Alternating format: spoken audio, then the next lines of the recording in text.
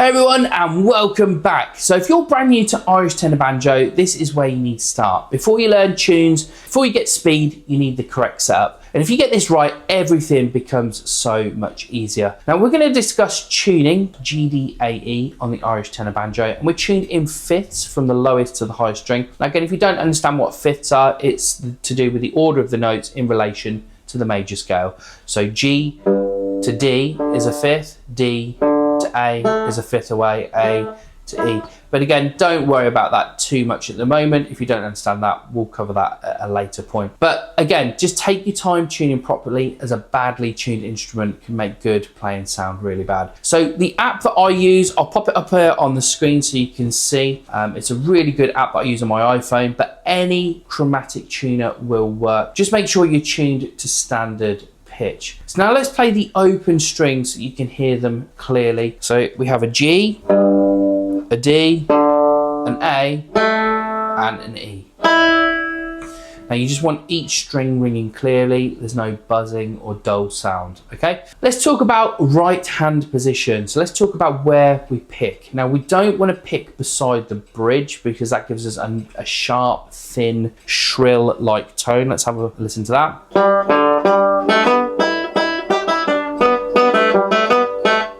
Yeah, it just doesn't sound very nice, very pleasing. You also don't want to pick too close to the neck because it doesn't sound very defined. It's a bit muddy sounding, so let's try that. So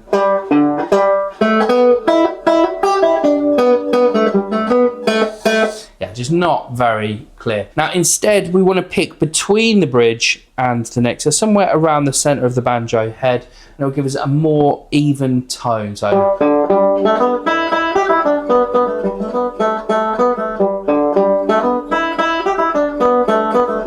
yeah, so it's just much clearer, much even sounding tone. Yeah, and again, just make sure that the plectrum, small movements, control picking. We don't want any wild strumming where the pick's swinging everywhere.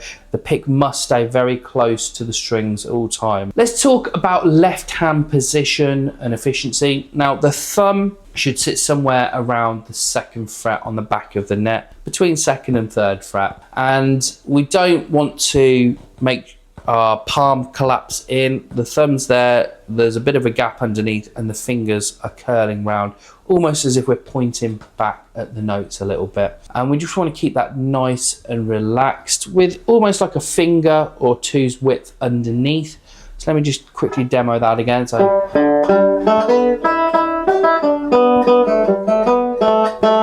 yeah, so it's just a nice little gap underneath there. Now we want to keep the fingers curved and relaxed, and yeah, just make that nice and easy to play.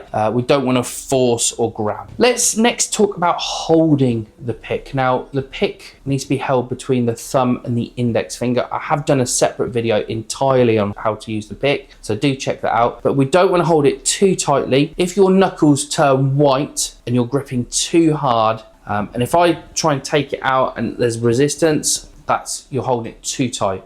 You just want enough grip so that it doesn't fall out, but we could quickly slip it out if we needed to. So I'm going to try it with a tight grip so you can sort of see what that sounds like. It's just really quite difficult. It just doesn't sound very nice, and it's quite hard to play like that, in all honesty. Now again, if we just relax the plectrum a little bit,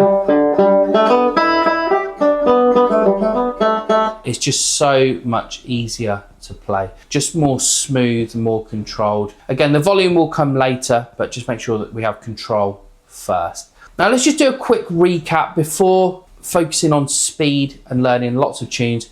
You need to learn to tune properly, pick the right position with your right hand, keep that left hand relaxed in the right position, thumb on the back, fingers curved, and don't hold the pick too tightly. It needs to be relatively loose, okay? These foundations do matter more than people realize, so just keep them in mind whenever you're playing. Now, if you want a structured beginner roadmap for Irish tenor banjo, download my Banjo Basics ebook. It covers picking, scales, arpeggios, and that sort of thing. And there's a clear practice structure. Link will be in the description below, so do check that out. And if you've enjoyed this video, you're going to like this one right here. It's where I break down an essential beginner exercise to build clean picking and finger strength. And I'll see you in the next one.